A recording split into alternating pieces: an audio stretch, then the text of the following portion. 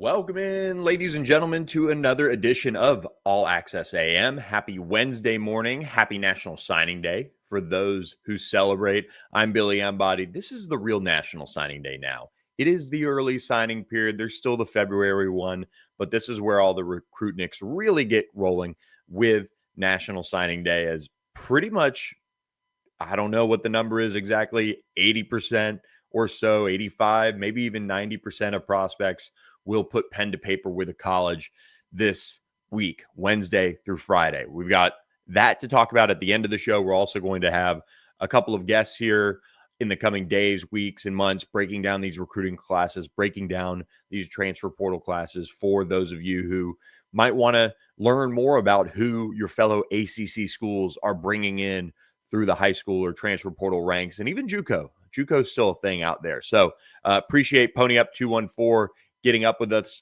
this morning on All Access AM. You can find us right here, 7 to 8 a.m. Central Time, 8 to 9 Eastern Time, live Monday, Wednesday, Thursday. And this Wednesday, we have the final college football playoff rankings before all the games are done.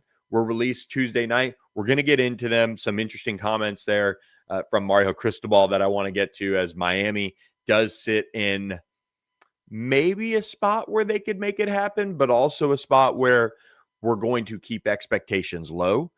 And I do want to say the ACC network being very petty, and it might be the holiday spirit, it might be Christmas cheer, but the ACC network is going scorched earth to campaign against Notre Dame for Miami's spot in the college football playoff. They are going to air Miami's win over Notre Dame. They're going to air it 13 times this week leading up to the conference championship games. Pretty incredible stuff there by the ACC network to continue to stump for Miami, as they should. While Notre Dame has the tie with the ACC, and certainly that has hurt the ACC to an extent, they're backing their full-time member of the ACC in Miami. So we do have those rankings to get to. We will also talk about Tosh Lupoi being finally hired by Cal. Feels like, as soon as that job opened, that was his to lose. So I'll be interested to see maybe does he keep a Brian Harsin? Does he keep a Nick Rolovich on staff? What does Ron Rivera do kind of building out that staff with Tosh Lupoi, as he's now been named? I don't know if he got officially named yet, but On3 broke the news that Oregon defensive coordinator Tosh Lupoi was going to be the Cal head coach. So we will talk about that, react to that. I've got a couple thoughts. I'm pretty high on the hire as a whole, and it comes from a place of starting with recruiting. And Cal, you see some of those flashes. You see what they can become if you stack even more talent there. Maybe they're going to be that consistent bowl contender. They were already 7-5 this year. So we will see how it goes there. Of course, some big things that need to happen right away for Cal and Tosh Lupoi. We'll get to that in a little bit. And of course, ACC SEC Challenge began last night as well. And then we'll wrap up with some signing day news. So happy to have you guys. A bunch of you guys already pouring in on Twitter, and we appreciate that. But please go to our YouTube channel, All Access AM. Google it, All Access AM, and hit that subscribe button for me. It helps me out, helps the show out. Really, really appreciate you guys helping us grow this ACC football basketball show that we've got going on, and had a couple good conversations with some regular basketball contributors to kind of get that rolling in the right direction too. So appreciate you guys for joining us. We will get to college football playoff reaction in just a moment, but do want to remind you guys that we are presented on Wednesdays by OPW Solutions. Your property, our priority. OPW Solutions is a full-service commercial service company that has reliability, that has integrity, and that cares about your business and how it can help you reach your goals as far as how you want the presentation of your business to look, whether that be power washing, commercial landscaping, snow and ice control. It's starting to cool down for a lot of you guys. A lot of the snow pouring in across the country. I saw some of my friends in the coaching industry sharing some of their snow pictures and videos already from up north. Or get those parking lots done, Christmas lights hung, and the fence and all of those things repaired to help your curb appeal. OPW Solutions can do it for you in the North Texas area, Oklahoma, Arkansas. And in 2026, they're expanding. So chat with them about what they can do for you. That's 214-444-2305, or email them info@opwsolutions.com. Go to opwsolutions.com. We kick off the show now with college football playoff rankings reactions. We got that to get to, and let me tell you, it is one that I think we know now. We're going to see Miami probably be left out, but there's a lot of football to be played. Here is the top 25 college football playoff rankings. James Madison enters the mix at 25, North Texas at 24. That's important because they're trailing Tulane at 20 as expected. That's no surprise, but that does set the table for really a second group of 5 or group of 6 champion to get in to the college football playoff if there is some chaos in the ACC, which would be Duke winning that ACC championship. Really going to be intrigued as to how all of that plays out for the league, if it does in fact happen. And if it doesn't, then all is well, because you've got Virginia sitting at number 17 over there, 16 Arizona at 18 behind UVA. So we're keeping close tabs on how that is unfolding as the college football playoff final rankings will come out Sunday late morning, I believe. And Miami sits at number 12 ahead of Texas. That's important. Texas was on the campaign trail in a big way after beating Texas A&M, BYU at 11, Notre Dame at 10, and now Alabama at number 9, which is just, look, Alabama beat Auburn, a bad Auburn team in a close game. Notre Dame took care of business out west against Stanford without Jeremiah Love. Now, the committee can dress this up as in whatever way it wants to. This is just a ridiculous move to move Alabama in front of Notre Dame when they haven't been for the last couple of weeks. And you look at them setting that table to have that buffer in case they do lose to a Georgia in the SEC championship game. And that's where it just is kind of, you already got that icky kind of feeling about it, because Alabama has been able to put together a great season since their loss to FSU, but that loss should very much still matter. And at the same time, for them to, have that type of a move up after last week, it just tells you more and more with this committee that they just don't care about the games being played and actually watching them.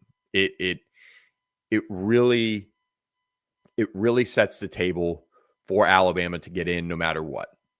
And that is where the precedent was set last year with SMU getting in despite losing the ACC championship. There was a lot of debate around it. So now does Alabama already get baked in because Notre Dame is off this week?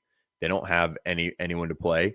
Or can Alabama fall all the way out of the college football playoff, especially with Miami sitting there with just 2 losses? If you'd add another loss for Alabama, would that be good enough to move them all the way back behind Miami, as Texas already sits behind Miami? So that would be a really intriguing situation for them to kind of go through. And I'm really, I don't want to say I'm hoping for anything in that regard with the committee's ultimate decision on Alabama if they lose to Georgia in the SEC championship.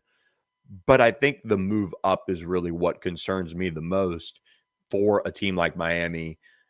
And the fact that Miami, despite all of the positioning and despite all of the, I think, overall feeling that nationally, at least from a lot of the media, it looks like, they're taking it to the College Football Playoff Committee on Miami, that we didn't see them move ahead of a BYU or move ahead of this team or that team.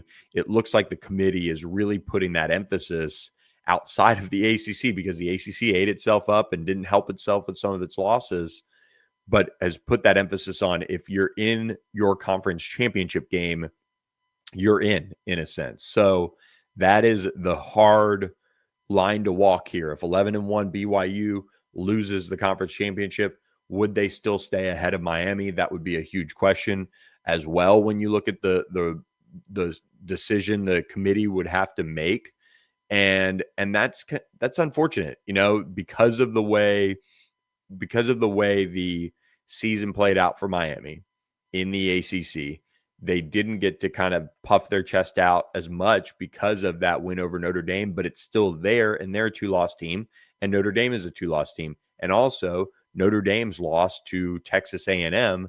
Now that Texas A&M last week or 2 weeks ago against South Carolina, and now last week against Texas, team's not playing as well. Does that impact how you should view that loss to Notre Dame or that loss to Texas A&M on your home field? That's something that I would start, pushing if I was the ACC is, look, that loss that Notre Dame has to Texas A&M, yeah, it looked good early and looked good for the last, first 10 weeks of the season, but look at where Texas A&M is now. And they've lost one. They're not playing for an SEC championship. They dropped all the way to 7. Is that as good as losing to a team that was sitting there at number 3 in the country at one point?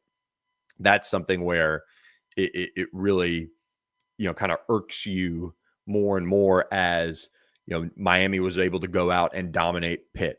And, Mario Cristobal had a great line when asked kind of about, where his team sits compared to Texas, because, you look at Miami going out and dominating a Florida team 26-7, and Florida dominated, Texas 29-21 earlier this year. Those are two critical wins and losses, in those cases that should weigh a little bit more, because Steve Sarkisian had a really long quote about, watching the games and scoring points and putting points up and things like that. So a little bit of animosity between Mario Cristobal and Steve Sarkisian as they, stump for their teams to get into the college football playoff. But Miami at number 12 is huge for this conference. It at least sets the table that if a BYU loses, if an Alabama loses, you could see them ultimately sneak in. That would be ideal. And I wonder if the committee would change the precedent. I will say it will be one really interesting time to watch if Alabama makes the conference championship game and then ends up getting left out for playing said conference championship game. Here's a look at the bracket now as we kind of wrap up some final thoughts here on the college football playoff.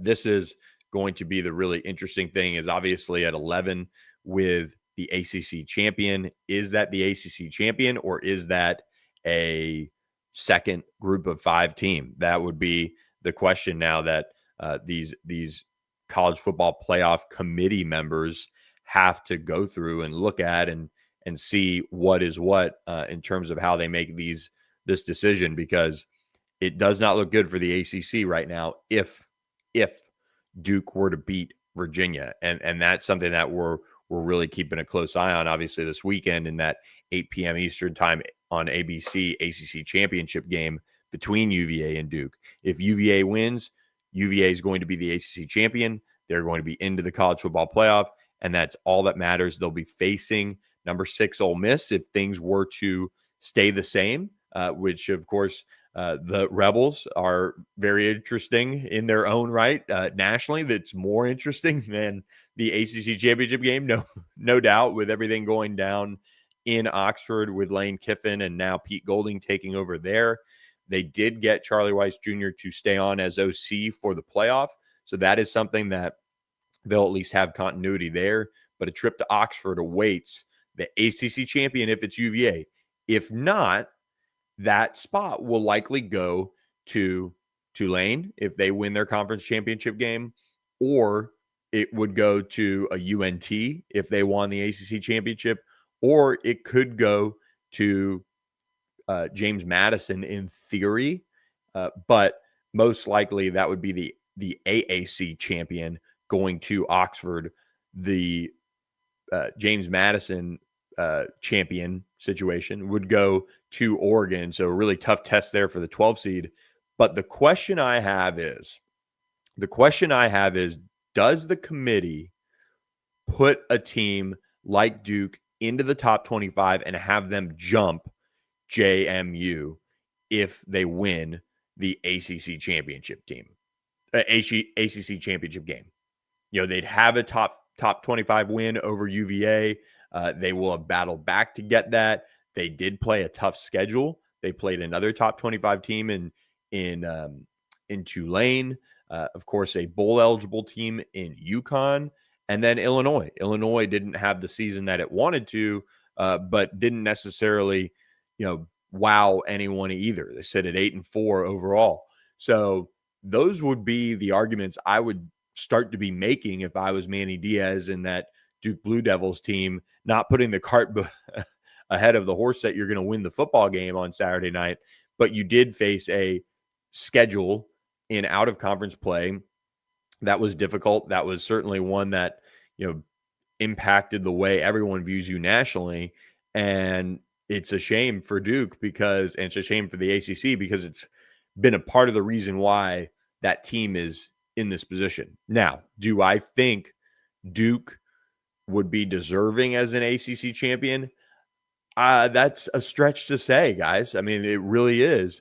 Even though they played a Georgia Tech tough, man, you go and you lose, to UConn in the way they did, and go on the road and lose to Tulane and lose to Illinois. You get blown out, and it's not because of a talent level or this or that. You've got a really, really expensive quarterback, and you've got a coaching staff in its second year that is really hoping to, put it all together. It's just you didn't play well enough. And that's the concerning thing, is that's where that argument can get shut down. And so watching really closely what happens with Duke as a whole here, but the Blue Devils do have their work cut out for themselves to make it into the college football playoff. They'll need a lot of help from the committee. They'll need a lot of posturing to be done. Do I think Duke would beat James Madison on a neutral field? Do I think Duke would beat a UNT on a neutral field? Tulane's already settled it, so that doesn't really matter. I would say yes, but that's not what it's all about. We don't have those data points. That would probably be what the committee would say to that. So ACC is inching closer to that, really scary situation that everybody has feared. And it really forces the ACC, I think, into overdrive to accomplish a couple things. The ACC has to get to a 9-game schedule, and they have to get to it now.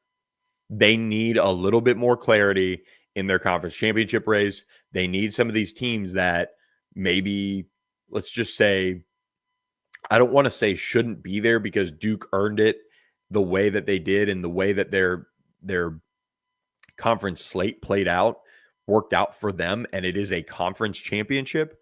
But man, one more data point against if any of those other teams were, another halfway decent team in the ACC, would Duke be sitting there with 2 losses, or would they be sitting there with 3?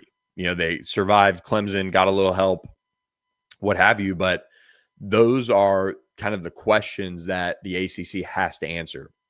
They've got to get to 9 games. It puts another power conference game on the slate.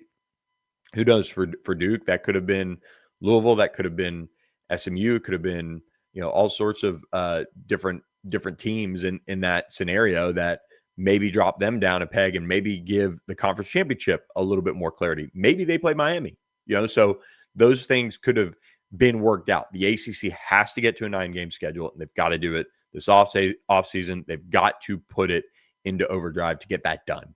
And that would ultimately help some of this conversation around the league, because right now it's being controlled by who is actually in the mix to be your conference champion. And I know that is where everyone was the last couple of weeks, but a lot of these other leagues, their conference slate is 9 games. They're playing out those 9 games. And so it's important to kind of remember that piece and know that it's not always going to work out like Ohio State, Indiana, and you're sitting there pretty with like the Big Ten is. It's a incredibly difficult situation to be in for the ACC because of the way their schedule is set up. So they've got to fix it. They've got to fix it now. And then you can still schedule a power conference game or two and play that out and see then if you can run through your conference slate, you get, 9 wins. That's a pretty good situation if you have maybe one other power conference game. All right, if you can, be 8-1 in league play, if you can be 9-0, hard to do, but you should have enough then data points to support yourself in the conversation for the college football playoff. I mean, Miami, if they had faced Duke this year, you're sitting there saying, okay, wow, they have another bowl eligible, win, and Miami was able to take care of business in out of conference play anyway. So it's just a really, really tough situation that the ACC has put in because it's at 9 games. It's absolutely what they have to fix. And then they've got to figure out their messaging about how they can climb out of this hole that this conference has dug itself.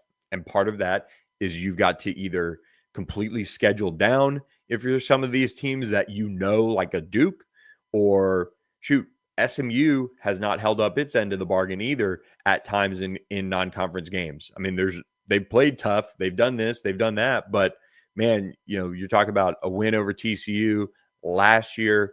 They weren't able to beat BYU last year. Then they dropped both to Baylor, TCU. Why play some of these bigger games, Now, you can make arguments all over the place for schools and how they should play regionally, and I think that's great.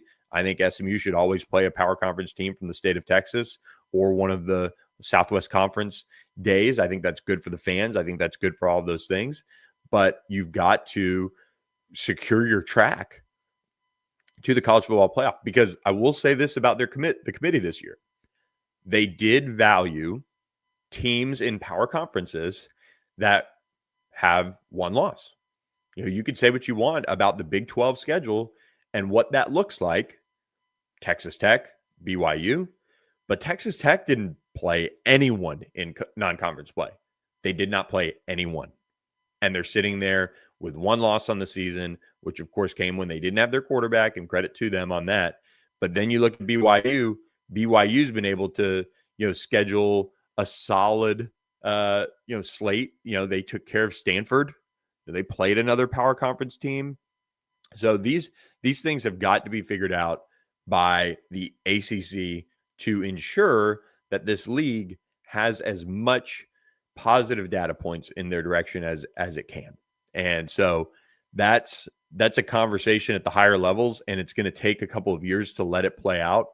But at this point, there's really no reason to play some of these bigger games or schedule up the way Duke has. Like, if anything, the conversation every year should be around Duke. Okay, being a one-loss team and the one loss coming in ACC play, and your other loss comes eventually in the conference championship game. That should be the conversation around Duke. Duke just is always going to have some of those roster difficulties because of how good of a school it is to get to the level that they need to be to winning some of these games against power conference opponents. And that's just the reality of Duke. Some of these other teams, they got to swing hard above their weight class and step up for the ACC. And that's what we'll be watching really closely as we watch some of these schedules and building these schedules play out over the years to come. So let's get to the chat here. We appreciate all of you guys for chiming in here on All Access AM. Again, hit that subscribe button to our YouTube channel, 7 to 8 a.m. Central Time, 8 to 9 Eastern Time, Monday, Wednesday, Thursday. We are live. Aviation, good to see you again. Cal has played a bunch of tough teams all season. Absolutely. Cal has had, I don't have any data to back this up. You could probably say that, Syracuse somewhere in there, ended up, because of how tucked up they are, traveled a bunch more, but they, were able to play Minnesota. They did play a San Diego State team that is bowl eligible. They did play Oregon State, although Oregon State is awful. And they ended up playing an ACC play, their murderer's row down the end of the season was Virginia, Louisville, SMU, 3 out of their last 4. And those were teams that were all in the conference championship race. One of them obviously still in the top 25 and playing for the ACC championship. So, and they also faced Duke. who is playing for the ACC Championship. So, yeah, Cal did have a tough schedule. Pony up 2-1-4. I have to be honest, if SMU was in Duke's position with Duke's record, I would say you should get in. Therefore, I have to be honest and say Duke should get in if they win the conference championship. I think Duke is a step above James Madison on a neutral field. The problem is right now the committee has teed it up where they didn't even put Duke at the end of the top 25 in that 25 spot. You know, they did not. They have Iowa at number 23. They could have dropped Iowa out. Heck, I would have said just drop Georgia Tech out, whatever, but put Duke in that 25 spot so then they can play a top 25 matchup for an ACC championship, and then whoever wins that could kind of advance. So we've got a couple more comments from Aviation as well. Pony up 2-1-4 as well right before that. You're in, you're out. They put 71 on UNC last year. Yeah, you can make the argument for James Madison. The committee certainly is. And Aviation, the ACC refs were quick to throw flags. Somebody said this, and I'd love for our listenership or viewership on All Access AM to maybe drop this in the comments and do some research for us.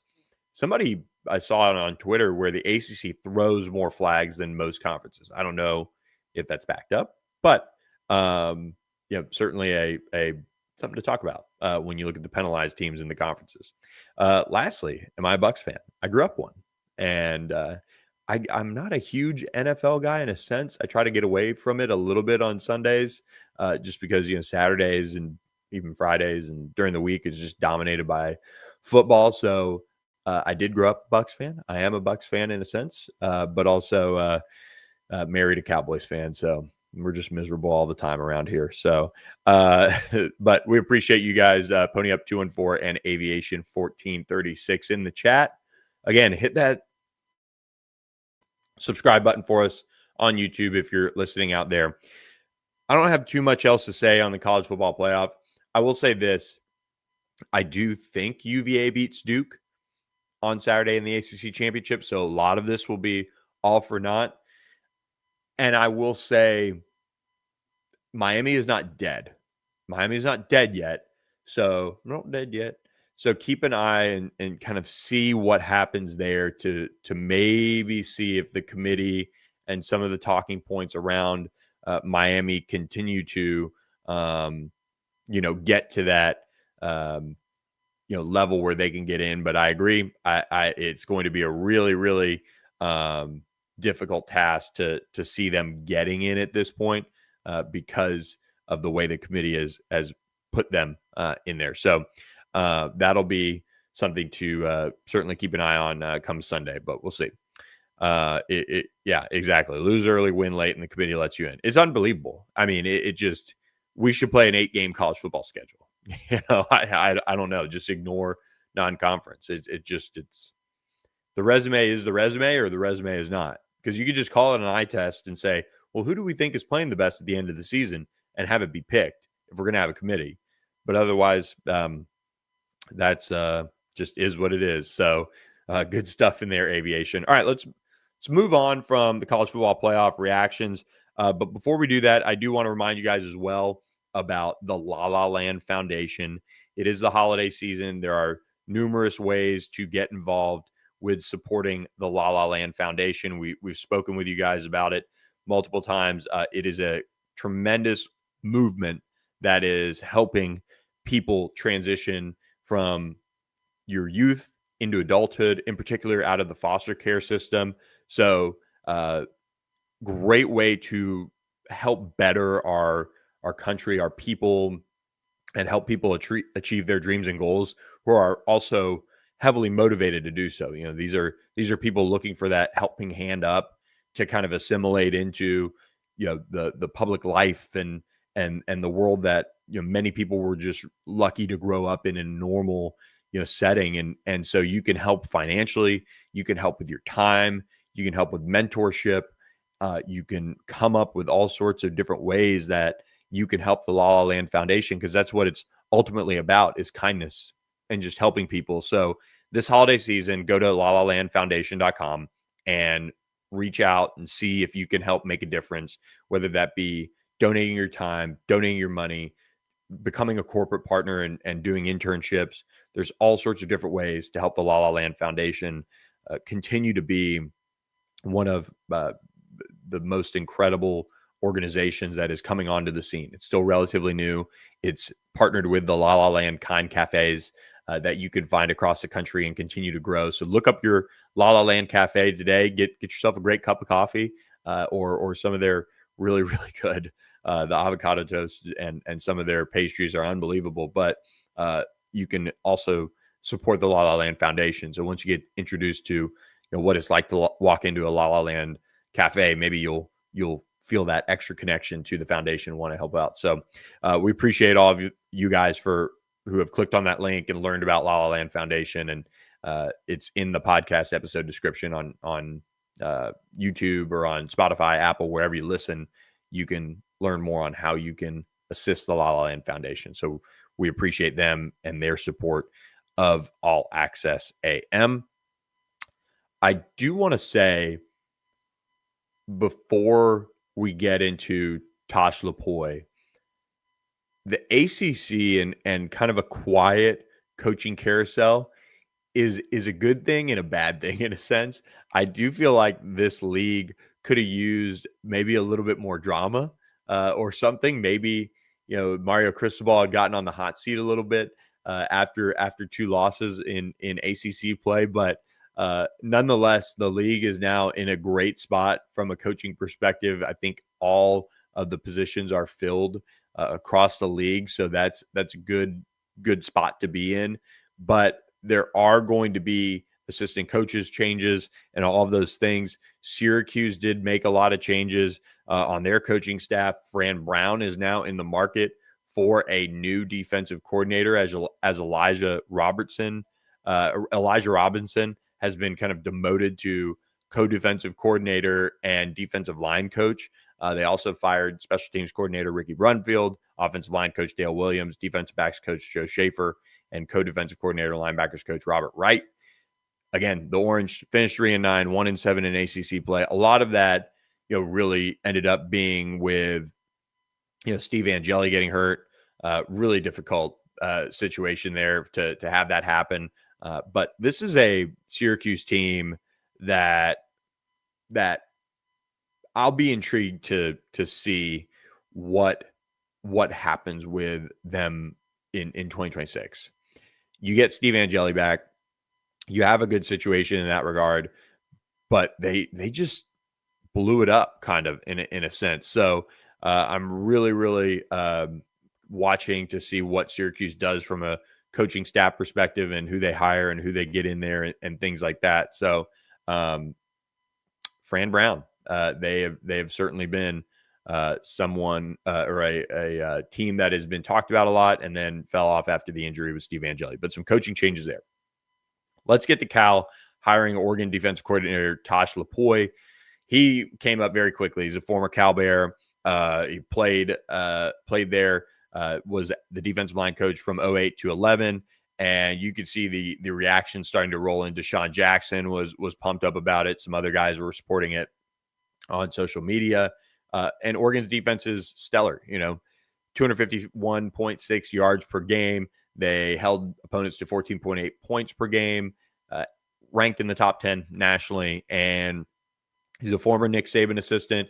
He ended up at Washington as well, and was defensive coordinator for Nick Saban at one point and spent some time in the NFL. He is widely regarded in coaching circles as one of the best recruiters in the country.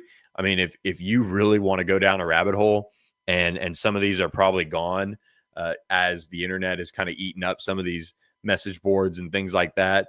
But Tosh Lupoi and what he's able to do on the recruiting trail, you can see why he's got so much support from his,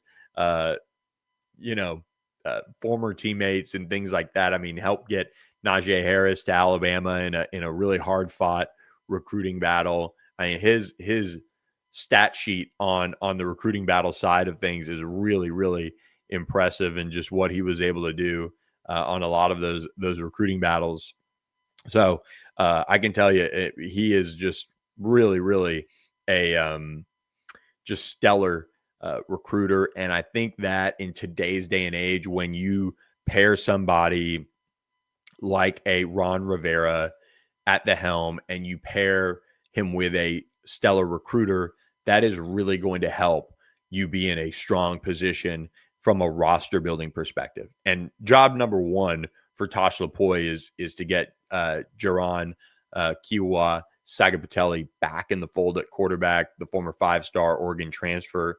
We all know the story of how he got to Cal, but teams are going to be calling and they've got to get him signed. Tosh Lupoi is going to be critical in that, sitting down with him as soon as possible and getting things finalized with him so that he has his quarterback of the future, figuring out who his offensive coordinator is going to be, or if he's going to just keep Brian Harsin or Nick Rolovich and those guys. You saw some of the changes they made. It was really, really positive for them in that win over SMU this past weekend. So you look at Tosh and just he's always pushed that envelope in recruiting. He's going to bring that hard edge, hard edge to this defense and all of the things that you want your program's leader to be. And I think he'll be a nice balance there in Berkeley between kind of the stoic, well thought out Ron Rivera that is so well respected nationally, just across all coaching circles, and bringing the fire that Cal needs at that program. Because I mean, you have such a great history there. Aaron Rodgers, Marshawn Lynch, of course, so many others, Deshaun Jackson, who was vocal of the hire, and many, many more. So you have these great kind of Cal teams that have notable players on them, and you have a lot of history there that you can build off. You have a good rivalry with Stanford that you're looking to now get back on the other side of and get back on track. Tosh Lupoi is going to care at a very, very high level. And that's not to say Justin Wilcox didn't, but I mean, you can make the argument he's one of the most passionate coaches in college football right off the bat. He's going to probably say a couple of things that will probably be, ruffling the feather. Like, he might be a little bit like defensive version of Brent Key as far as like how like his demeanor is going to come off, but man, he can recruit, he can get talent, and you pair that with somebody who's got an eye for talent like Ron Rivera. This is now a very stable situation in Berkeley for the Bears. I've been following Tosh Lupoi for ever since I started following recruiting, was kind of his heyday of recruiting. And so I am really interested in seeing how this works out at Cal. And I know he's going to give every single bit of himself to Cal and see how it all pans out there with Cal football. So I've not seen a time frame on when they're going to announce him. I'll try to pull that up, but I do want to say, if you know, Air Oski, if you know when they're introducing Tosh Lupoi, please let me know in the chat. But I want to say, he said, I want to say thank you, Billy, for this video. As a Bears fan, I'm so happy we got Tosh, as Cal is a hard place to coach. I would agree with you. It is a hard place to coach. You've got to energize a fan base as well. It's going to take winning. Now, I mean, not to pull this back to SMU, but that was a program that you saw what winning did. Started filling the stadium, started getting people out there. Cal is a little bit unique, in a sense.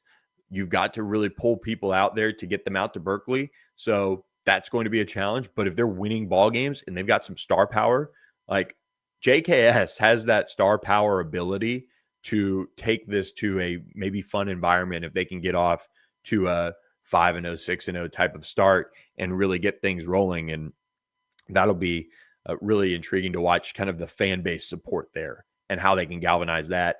And I will say this too, in today's day and age of financial support and what you need, you really have somebody who has lived it, breathed it, loves it. It is a part of the fundraising piece. When you have somebody who can share that passion with donors and get them going, and maybe that $5 million donor who has the means to do all of those things becomes a $10 million donor, and your program's life changes in a sense with money like that when you're in a position like Cal trying to build back up. So really excited to see what Tosh Lupoi does. Aroski, please hit that subscribe button if you're not subscribed and share with your friends. We try to talk about all ACC teams just about every episode. Now that we're kind of into the conference championship game week and we're in this and we're in that, it'll be a hit or miss at some points, but we really do try to mention every single ACC team, whether it be football, basketball, in some way on this show. So we appreciate you being here with us on this Wednesday. We're live 7 to 8 a.m. Central, 8 to 9 Eastern time, Monday, Wednesday, Thursday. Aviation coming through. Here's just the SMU example. SMU went from one of the least penalized teams in the country in 2022 and 2023. And even that 2022 SMU team was not there yet. They went to a bowl. They go to the ACC and become a top 5 penalized team in college football. 9 ACC teams are in the top 35 in penalties. So last season, there were just 2 teams in the top 35. And it is going to be really interesting to see if they can kind of get the officiating situation lined up. Appreciate Aroski for subscribing. That made my day. Thanks so much. We'll see you on Thursday morning. We've got a lot more time on the show, and we'll wrap up on coaching news. Pony Up 214, can you touch on Scott Simons? SMU defensive coordinator Scott Simons got a lot of notoriety earlier this week with Nebraska's airplane being in DFW. That was for the College Football Playoff Committee. But a lot of Nebraska fans, and it's kind of been a long rumored over the last year, maybe pursuit of Scott Simons if this defensive coordinator job came open. And so that is what a lot of this was rooted in.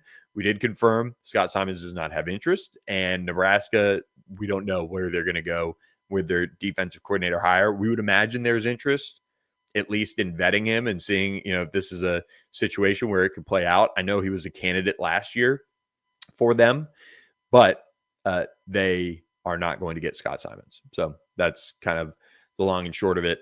He's very happy in Dallas. Family's from here, well compensated from SMU's side of things. So things are in a good place there for Scott Simons when it comes to where he stands with SMU and him sticking around long term. He wants to be a head coach one day, but he's got his focus on fixing the roster, fixing the secondary, fixing some of the 2-minute defensive issues that things popped up with on SMU's side of things. And there's a lot of work to be done, and I can tell you he's working on it, and it really start today with some of their targets that they've got left out there on the board. One junior college defensive lineman that they're awaiting a decision on, and we will keep our eyes peeled on that.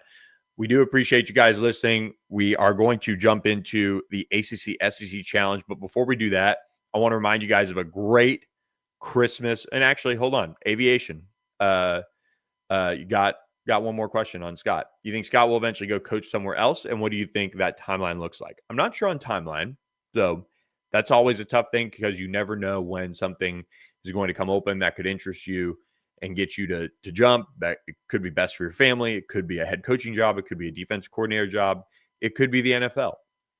I think eventually, odds are he'll go somewhere else one day. But where is that? Can he bounce back next year as a whole? And that's fair to say, and get back on track with the SMU defense and return it to where he's had it the last couple of years, really, and the promise that they showed in the first year too. That's question number one. If that happens, obviously things are going to continue to go well in that respect.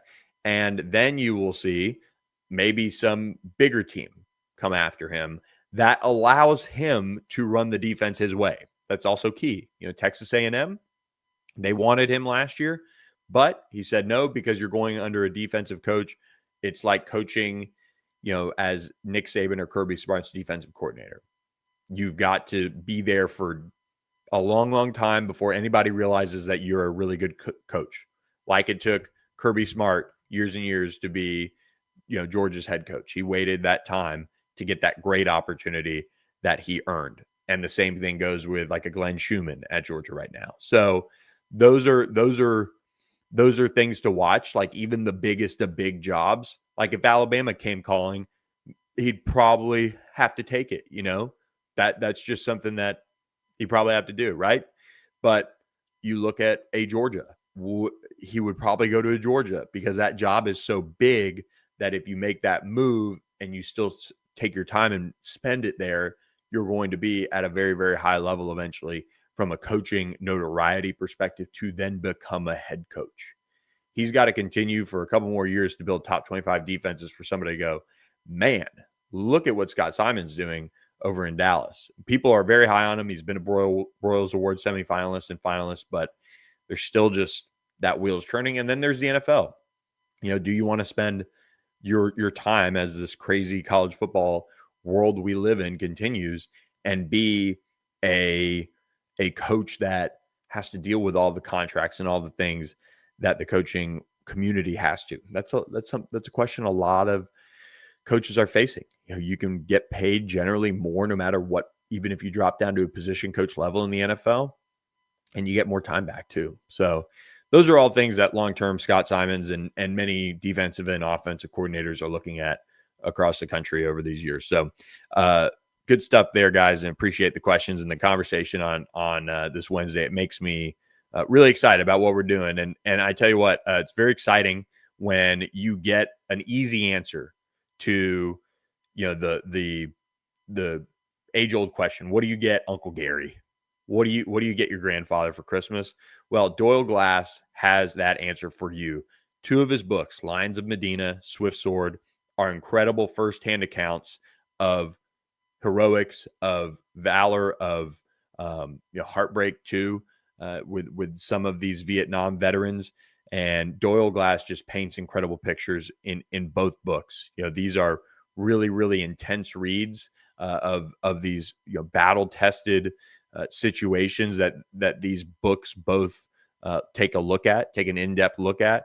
And he has another book on the World War II front coming out in 2026, maybe 2027. So keep an eye out for that. But Doyle Glass, his books, Swift Sword and Lines of Medina, are incredible Christmas gifts for your history buff loved one. So the link is in our episode description that you can go to, buy it directly on Amazon, or you can buy it on his website as well. You can get links there. Barnes & Noble, he's one of the best sellers there for Barnes & Noble. So we appreciate Doyle Glass's support of All Access AM, and make sure you guys pick up a book of his for this holiday season. It goes with a great gift. So, and before we get to the rest of the show, we have a quick word from our friends at Sportsmo as well.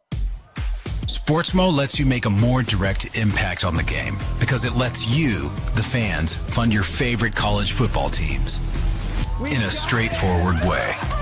In a you win and I'll give way. In a I need you to show me your running game is alive and then I'll donate way. These real-time tax-deductible microfunds lead to impact your team can feel. Every cent you send mixes with every drop of sweat they put in. Form your squad. Boost your friends when a play comes through. A new way to follow the game. And cha-ching, your favorite team. So what do you say, difference makers? Ready to power the play? Sportsmo. Download today. Let's smo. Appreciate them for their support of us at All Access AM. Guys, really, really fun time of the college basketball season for the ACC, coming off of an incredible Tuesday night for the league in the ACC SEC Challenge. Duke, I was watching most of this game. Incredible job to finish this one out. Duke wins over Florida 67-66 in Cameron Indoor.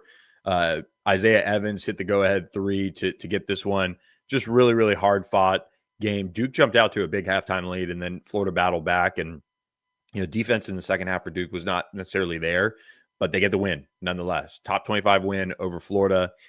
Big deal for that crew over there in Durham. Syracuse, though, stepping up arguably even more. There are a lot of questions around that team. Are they going to be good? Are they going to be, at the level that, they desire to be at? Well, they knock off Tennessee at home, 62-60. Tennessee, a top 15 team nationally, and Syracuse gets a much needed win there with some late free throw help, and they get the win over Tennessee. That was a big win for Syracuse, big win for the league, because that one going in, you're probably just kind of chalking it up as a loss in a sense. So that was a big deal. And then UNC taking care of business over Kentucky. Louisville did it earlier, and UNC said, we're not going to let you have all the fun. 67-64. UNC takes care of Kentucky. Terrific game here. I did not watch as much of this one, but I kind of saw it at like I had the multi-view going, but I was kind of locked in on the Duke-Florida game. My brother-in-law is a Gator, so I was keeping a little bit closer tabs on that. But 67-64, North Carolina gets a win, improved to 7-1 overall, and dish out a home loss for Kentucky. Really big deal there. To kind of go down the list here, scatter shoot, Virginia Tech beat South Carolina 86-83. So Clemson beat them on the football field, and Virginia Tech took care of business in basketball in overtime. Wake Forest did get beat up pretty good by Oklahoma at home, so tough loss there. Texas A&M beat Pitt. Miami did beat Ole Miss. That's a big win. I know Ole Miss wasn't ranked, but the Rebels, Chris Beard, very good basketball coach. That is a great win on the road for Jai Lucas, a team that was obviously deep in the NCAA tournament last year in Ole Miss. Jai Lucas in his first year, he has Miami trending up. This was a big night for the ACC, and this is probably the game that most people wouldn't necessarily be talking about, but Miami improves to 7-2 now. UGA, Georgia takes care of Florida State, just beats the brakes off of them, 107-73.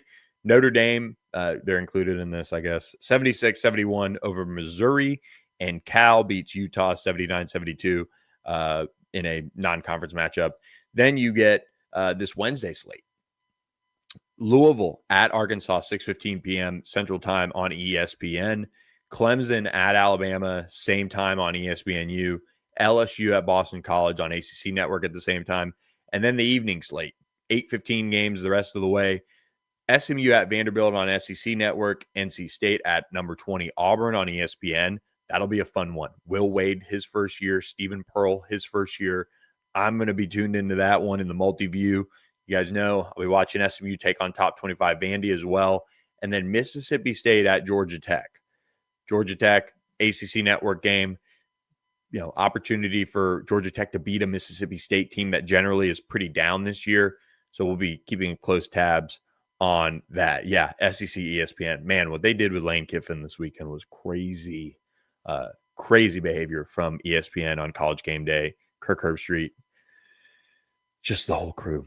Just crazy, honestly. And we could probably have a whole podcast on that. But look, the ACC is off to a really big start in this SEC challenge. A really statement non-conference so far for the league. And that's what you want. I mean, this is a league that kind of took it on the chin a little bit from the national narrative around it. And they have just stepped up and made a bunch of big wins happen and hard fought ones. You know, nobody would have blamed Duke if they, had lost to Florida the way that game went down, but they were still able to pull it out and get on the right side of it. And it's a big deal. It's a big deal. John Shire to get that Duke win over Florida. And they were really pumped up about that one. So look, let's close out with this. Some signing day thoughts here. You still have to recruit at a high level in the transfer portal era from your high school ranks. You still have to deliver it.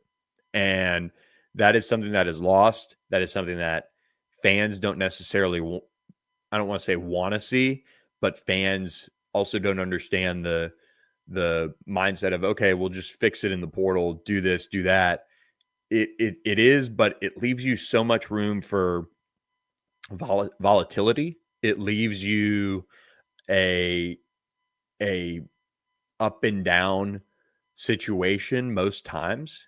It doesn't mean you have to recruit like Notre Dame or Stanford and grab everybody from the high school ranks, but you do have to walk a line. And for the ACC, they did really take a step up this year in recruiting. And you look at the top 25 on Rivals.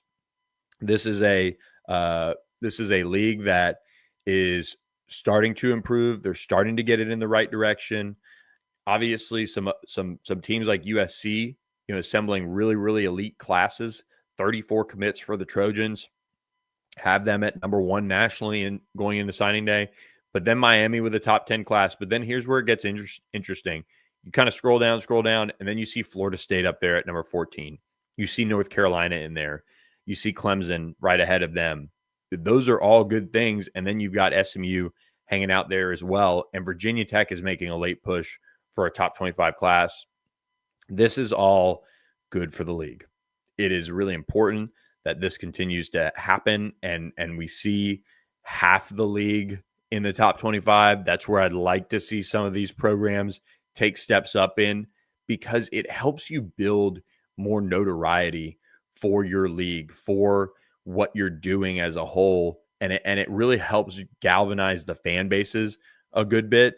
Here are the top classes in the ACC as a whole, just 1 through 17. Miami, Florida State, Clemson, North Carolina, SMU, Virginia Tech. Virginia Tech is already off to a hot start this signing day.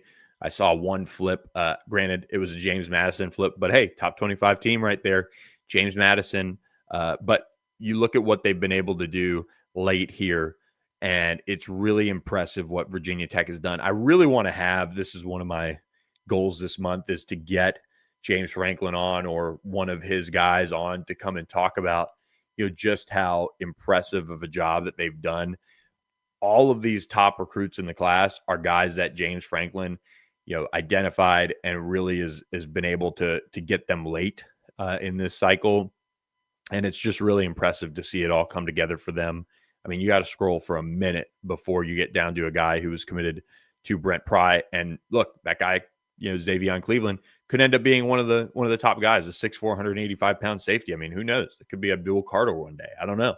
But you have a really, really impressive group that they've been able to assemble. They've done a really nice job. They're not done. I think they're going to really be in a strong position to close well. And we'll keep an eye on it. But they're adding some talent in the trenches as well. So Virginia Tech doing a really nice job as a whole. And I think I just lost my camera, so give me 1 second here, and we'll get it lined back up, and we'll continue chatting about Virginia Tech and the ACC. Just 1 second here.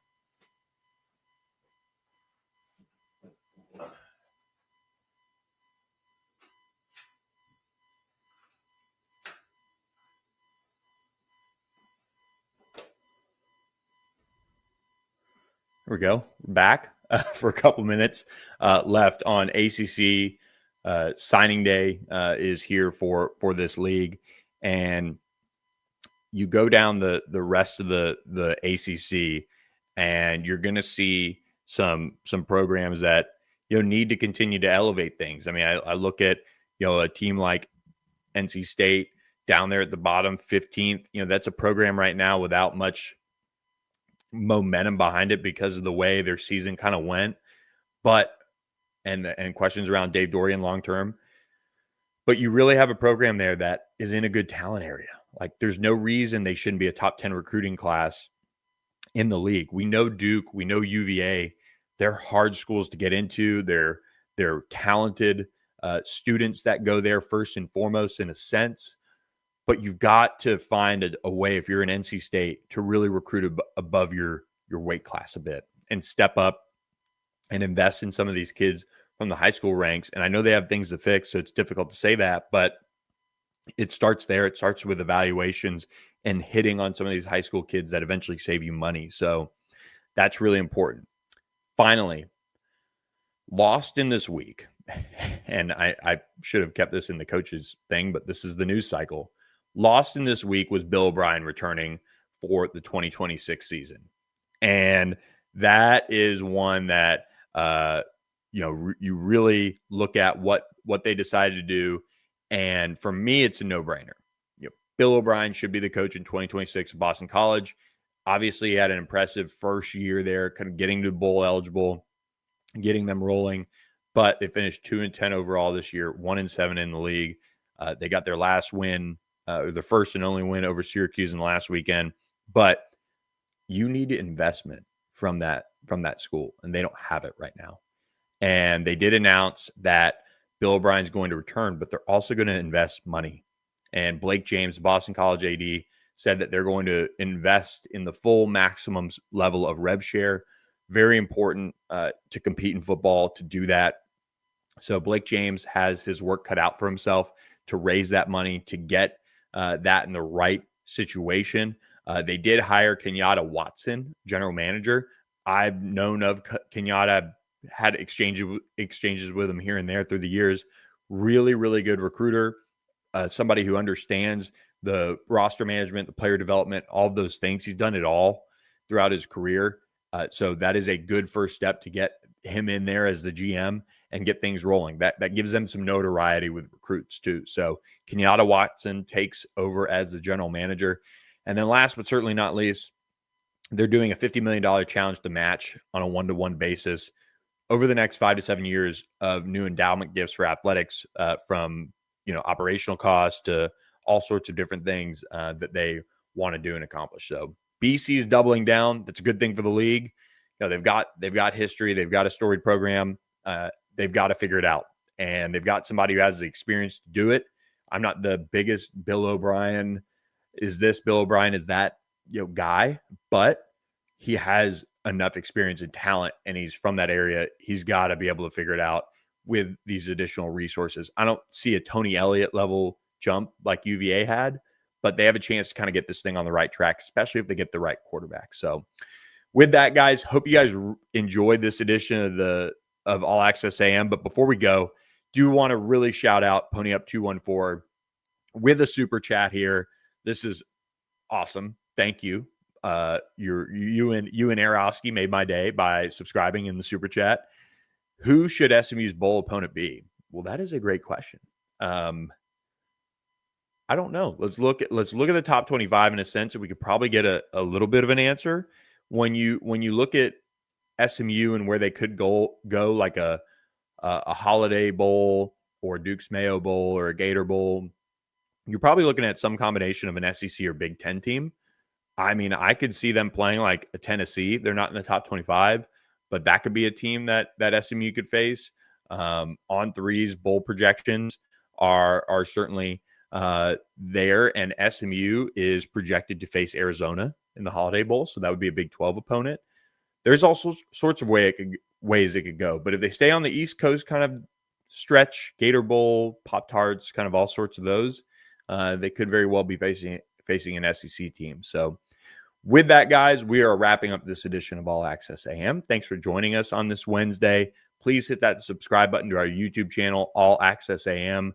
Thank you to OPW Solutions for supporting us, sponsoring our Wednesday show, as well as the La La Land Foundation and Doyle Glass. We appreciate all of you guys for listening, chatting with us, and we really appreciate it. Thanks so much, everyone, and have a great Wednesday. We'll see you Thursday morning, where we share our final predictions and previews of Duke UVA for the ACC Championship. We'll catch you then.